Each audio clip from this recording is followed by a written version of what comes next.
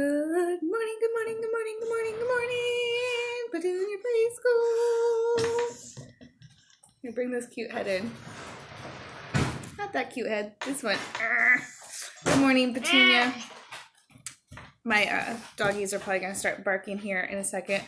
Did you guys all have a good weekend? It was a long weekend. It was a holiday weekend called Memorial Day weekend.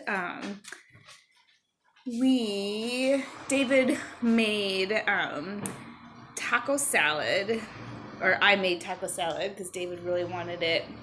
And it's Midwest taco salad. And Midwest is the other side of the country where I come from. I come from Michigan.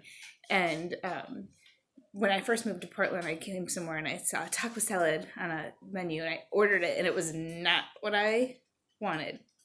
My taco salad, David calls it red taco salad. It has Doritos and he calls it the unhealthy lettuce, iceberg lettuce and hamburger taco seasoning and Catalina, like my favorite junk food salad dressing. But that's something that my mom always made for like if we were camping or when we had Memorial Day weekend and would have a big party at my grandma's house. So David wanted that and we made that. So that was kind of like celebrating the weekend or the holiday. We had corn on the cob. Yes, dear. You think those guys are cute? And we're going to go look at this otter. It's not David's really got some really cute. I think it might be a sea lion. Oh, that one is cute.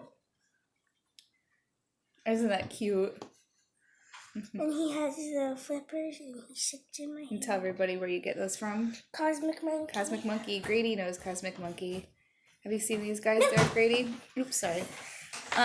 What was I saying? Oh, don't do that. That guy's cute. This used to be mine. So did the bee monster. Yeah. Daddy gave it to me. Cute. What was I saying? David's actually finishing up the last of the taco salad right now. What else did we do? It was really nice and hot and sunny on Sunday. And we hung out. There's another guy. It's kind of like an anglerfish, huh? He is an anglerfish. We hung out outside. He's the fattest. Almost all day on Sunday. This one's my favorite, though. Actually, no, Fratello is my favorite. Fratello actually goes in a cup. I like to see animals the most. This guy, this Fratello, this was a cup I got with a drink a long time ago, and I gave it to David. And wait, no, he can't go more than 10 seconds out of this cup or he'll die. And David has always kept this whale inside this cup, and he called it Fratello. And one time, David had gone to the bank. We used this little bank, the one that was closest to the preschool on Fremont Street. Actually, they closed down. When I went to there when I hadn't gone in a while, it actually gave me a stomach ache just driving to the bank. Oh yeah. But and one time David went. Tail Hold on, like flipped up like that. It's supposed to. Remember, one at a that. time talking. But actually, right, go finish your breakfast and then come back, okay? No. I'm going to tell the story about Fratello. You finish your breakfast. Wait, quietly, okay, bud? Remember, one at a time talking. He's so excited. We haven't talked to you guys in 3 days. Cringer! Shh, David. He bit me. He didn't bite you. Yes, he did. He came over and he literally bit my leg. If he bit your leg would be bleeding. Cringer, you suck. Hey, excuse me. Go to your bed. So one time, go. David, hey David, all done now. One time, David had gone to the bank with his daddy, and it was the one that's on Fremont, and he left it there, and we didn't know it, and I guess it was at the bank for a really long time. Like a year. And then Like a year was at the bank. I don't know if it was a year, but it was many months, and they just kept it there. And then that bank, it was really small. It was a really small bank there. There's a shoe store in there, and they it was too small to really have the bank. They didn't have a bathroom that they could share, or they had a bathroom that they had to share, but if the shoe store was closed, then they didn't have a bathroom. So they closed that one down, and some of the people that were at that bank, that branch, moved to the one, there's one on Sandy. It's called Beneficial.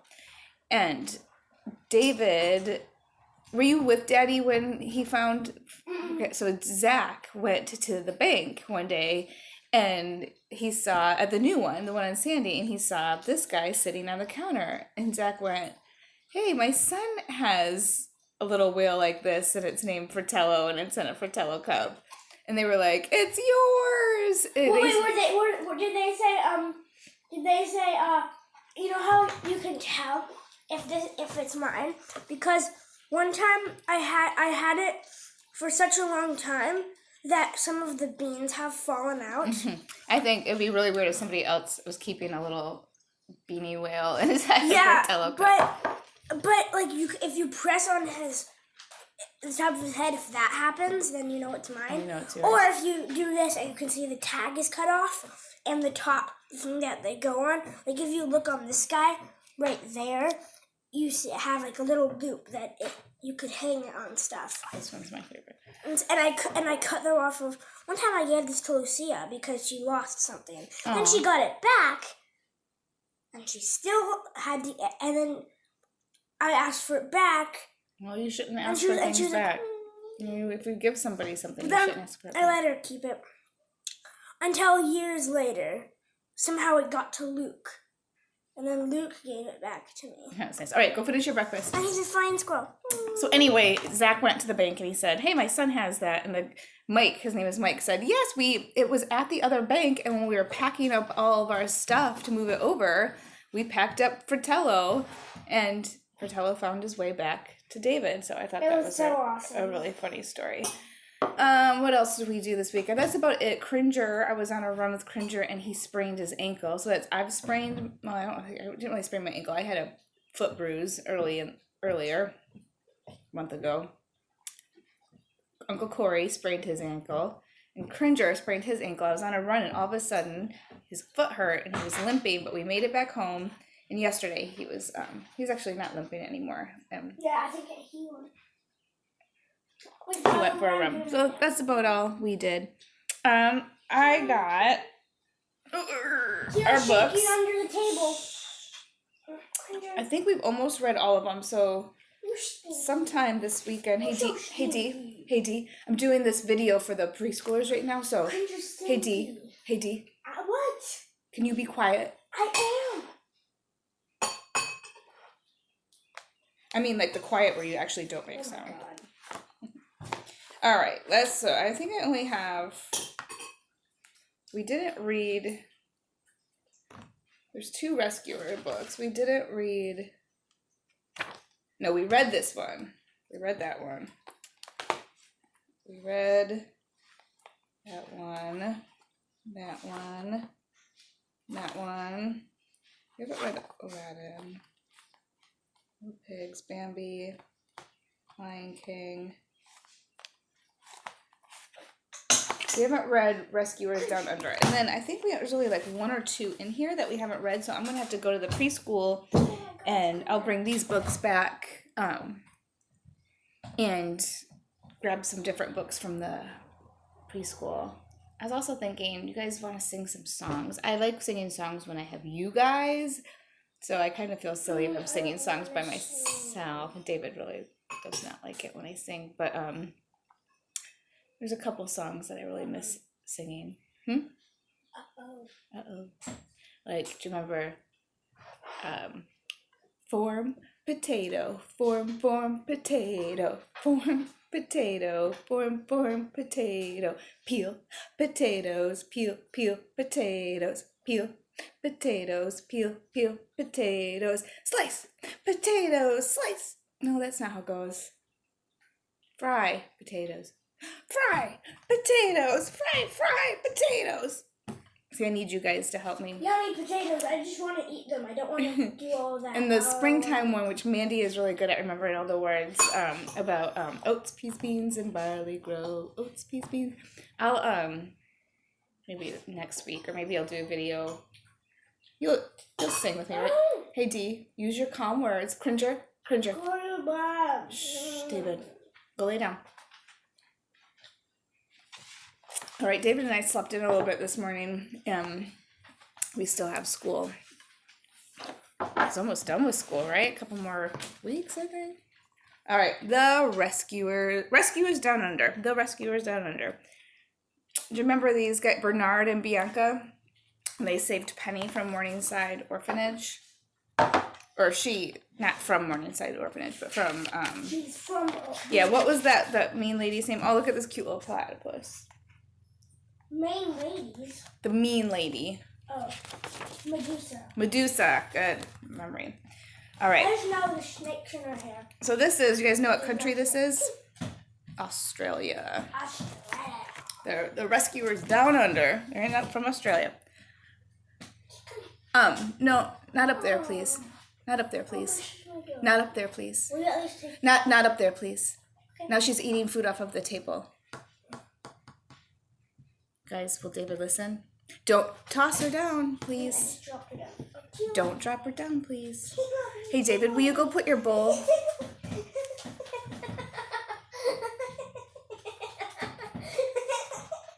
Hey, David. Hey, David.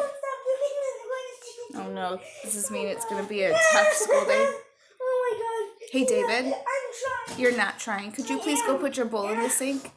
Tila was tickling me. All right, let's read this story. Far away in a wild and rugged land of the Australian outback, there lived a little boy named Cody. Cody spent his days exploring the rocky cliffs and crevices around his home. But more than anything, Cody loved to play with his animal friends. Excuse me. I love my animals. He had even learned to talk to them and to understand their language. One day, when Cody was out hiking, he met his friend Falou, the kangaroo. She looked very worried. Fine. She does look worried, doesn't she? You can get your math book out. Okay. No. Cody, cried Falou breathlessly, you must come at once. Merhoot, the great golden eagle, is trapped in a poacher's net high up on a cliff.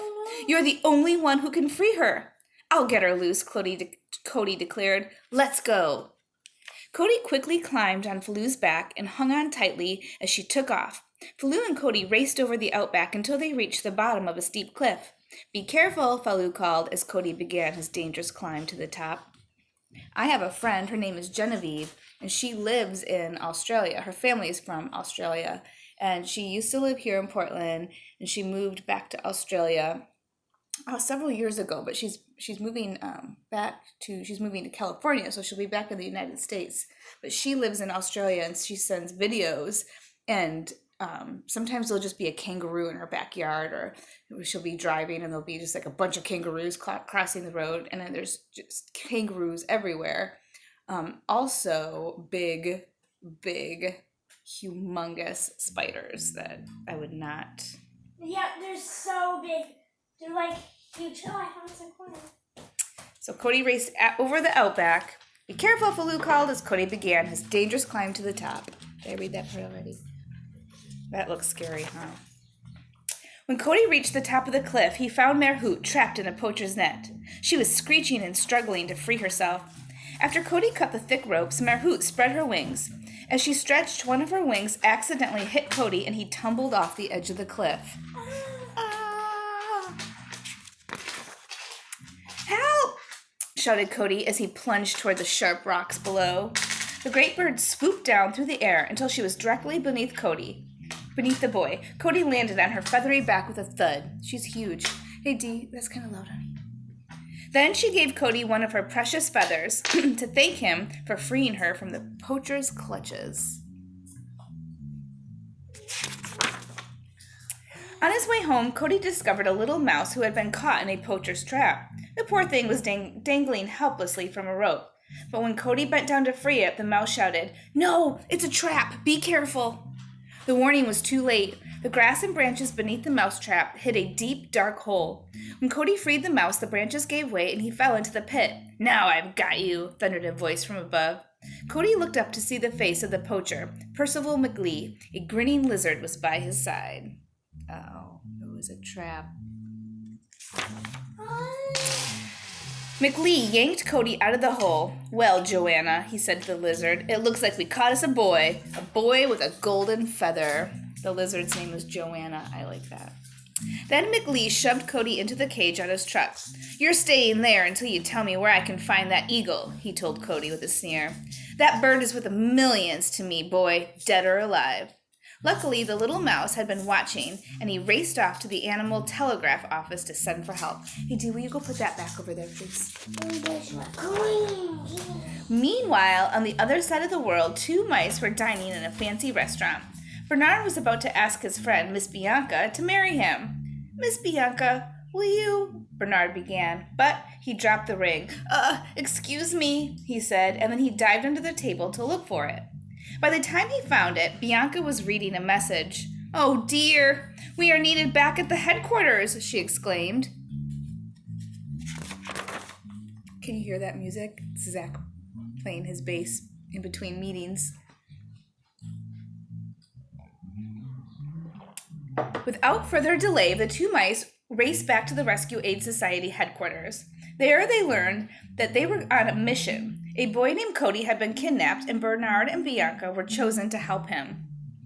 Bernard and Bianca asked Wilbur the albatross to fly them to Australia. Sure, Wilbur told them as she looked out the window at the falling snow.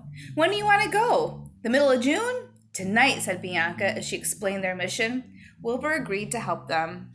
Do you remember how Bernard didn't like flying on Albatross Airlines? It's kind of bumpy and scary. Bianca wasn't scared. Let's see if he's still scared. Kind of like, look at his face here. Wait, yeah, here. He kind of looks like he might still be worried. Soon Bernard and Bianca were on their way. Bianca shouted out directions, and Bernard held on for dear life.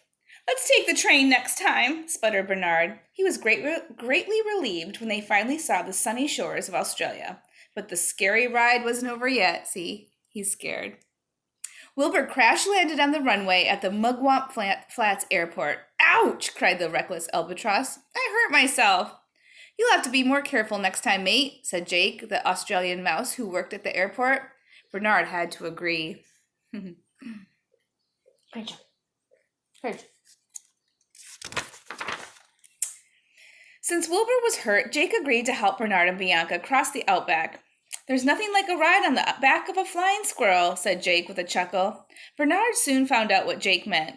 It was a wild ride. Flying with Wilbur had been easy compared to this. Oh, it's a flying squirrel. Look.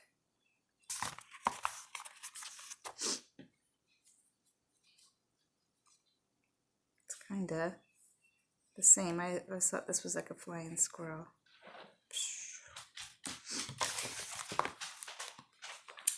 As Bernard and Bianca were on their way, Cody was getting to know some of McLee's other captives. There was a sad kangaroo named Red, a frustrated koala bear named Krebs, and Frank, a frill-necked lizard who was trying to get out of his cage. Oh, a koala. Look at T.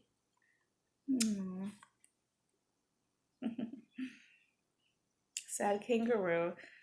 I was going to say he's frustrated. That's his face. It's the sad kangaroo and the frustrated koala bear.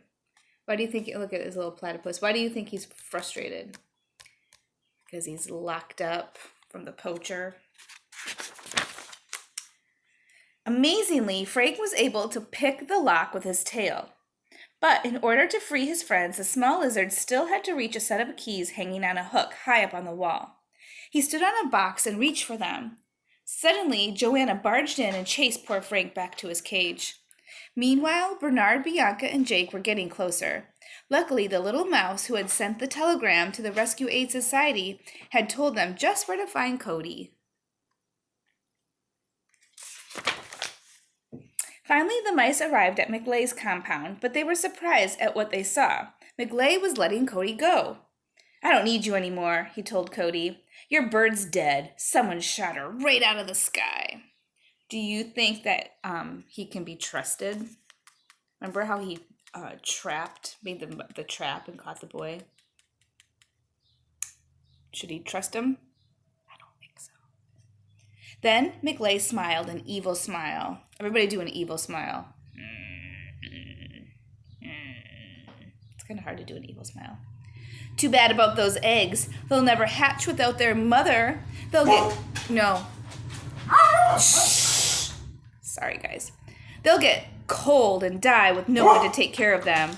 Oh, no, thought Cody. I've got to save poor Marehoot's eggs. And he quickly set off for the nest. Cringer. My dogs bark at my neighbor every day, even though he sees my neighbor.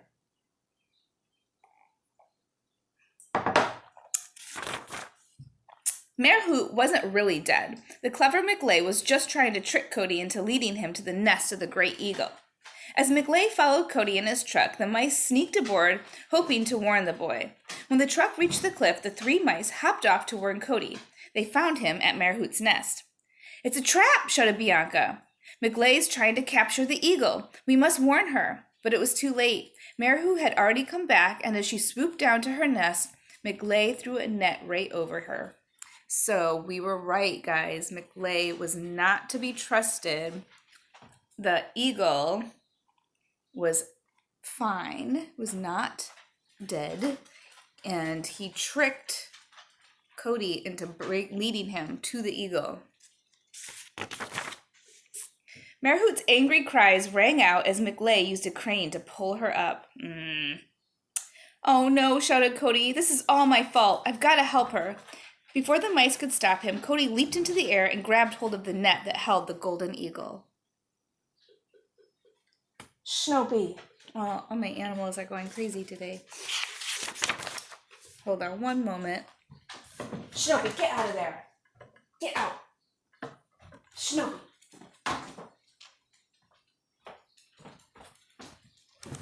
Was in the sink licking dirty dishes that I need to clean.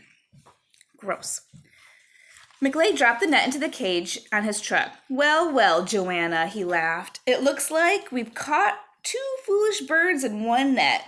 Bianca and Jake hurried to help Cody and Marehoot, while Bernard stayed behind to watch the eggs. The wicked poacher wasn't finished yet. Lowering the lizard toward Marehoot's nest, he said, "Eat those eggs, Joanna. We want this eagle to be the last of her kind. Then she'll be even more valuable when we sell her to the zoo." Oh, no.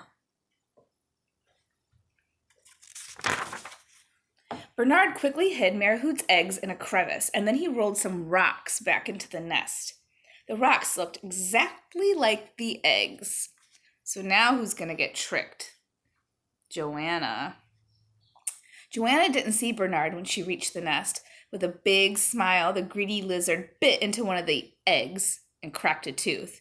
So instead of eating them, she pushed the eggs over the edge of the cliff and left. Back at Mugwump Flats, Wilbur had recovered from his injury. He was on his way to find Bernard and Bianca. He's going, ow, ow, that hurt my teeth. Wilbur finally found Marehoot's nest. Wonderful, said Bernard with a smile as he rolled the eggs back into the nest. He said, "You're just in time, Wilbur. Sit on these." Wilbur did as he was told, but he wasn't too happy about it. Then Bernard quickly climbed up to help his friends, but McLay's truck was gone. Bernard followed the truck's tracks to Crocodile Falls. McLay was about to lower Cody into the crocodiles in the river. Bernard arrived just in time and shut off the motor of the truck.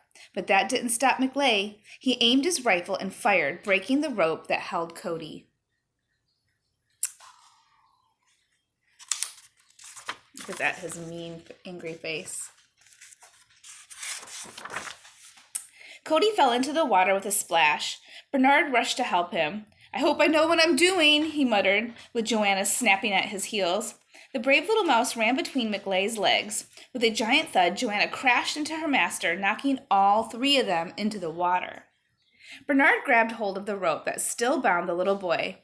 Not only did he have to save Cody from the crocodiles, but also from a dangerous waterfall. If they were swept over the edge, they would surely be drowned. Oh no. Just when all hope seemed lost, they heard a sound of beating wings. It was Marehoot. Bianca and Jake had managed to free the great bird from the cage, and she had come to rescue Bernard and Cody. Marehoot lifted them out of the water just in time. McLay was not so lucky. Bernard looked down just as the poacher was being swept over the edge of the waterfall. Bernard didn't feel sorry for him, not one bit. It was hard to feel sorry for someone so cruel. He looks happy now. He's being rescued. And there, look at. Marihoot stopped to pick up Jake and Bianca, and then they were all on their way to take Cody home. As they flew past Marihoot's nest, Wilbert let out a great sigh. I hope that eagle hurries back, he said to himself. If these eggs hatch before she returns, the chicks will think I'm her mother. As the mice and Cody soared to the back of the as the mice and Cody soared on the back of the wonderful eagle, Bernard finally found the courage to ask Bianca to marry him. You are my hero, sighed Bianca as she gave Bernard a big kiss. Of course I'll marry you. I thought you'd never ask. Aww. The end. I wonder if there's more of those rescuers. Was there a cartoon? I never watched the cartoon. I don't know if that was after I was a little bit bigger. You guys, I think did we read all of them? We didn't read Aladdin yet, right? And there's one. Is there another one? We've almost read all of our Disney books. Hey, David, do you want to come sign out with me? And then we got to do school. You guys, it's so warm outside. I'm actually getting a little chilly just sitting here. It was warm when I was hustling and bustling about my house, but last night when I went outside to take my dogs to the bathroom, even though it was quite late, it felt pretty nice and warm. I'm excited for the warm weather that's supposed to be coming, although it's quite cloudy. But you guys will like my sweatshirt. It was my grandma's. She gave it to me the last time I was in Michigan. Look at but it's cozy and I snuggle with it. All right. Where's the knot penny? Is it visible from? Yes. Without having to dig through, yeah. All right, let me see. David's giving me, let's see. He said, where is the coin that's not a penny. the penny? Let's see if I can find it. And it's visible without moving it around. Right here. Yes, correct. It's a 5-cent piece. What kind is that? Okay, if you can find another one, there's another one. There's another one? Yeah, but I think you do have to dig through. Let me make sure you have to dig. Let me make sure. Dee, it's time to sign out. All right, I got my cozy cat shirt on. And David has to start school. Okay, yeah, you have to move stuff around to find it. Well, honey, we don't have time to do this, babe. I don't like how they smell. Just pennies. You already found that one. You just put it back in. So that's the first 5-cent one.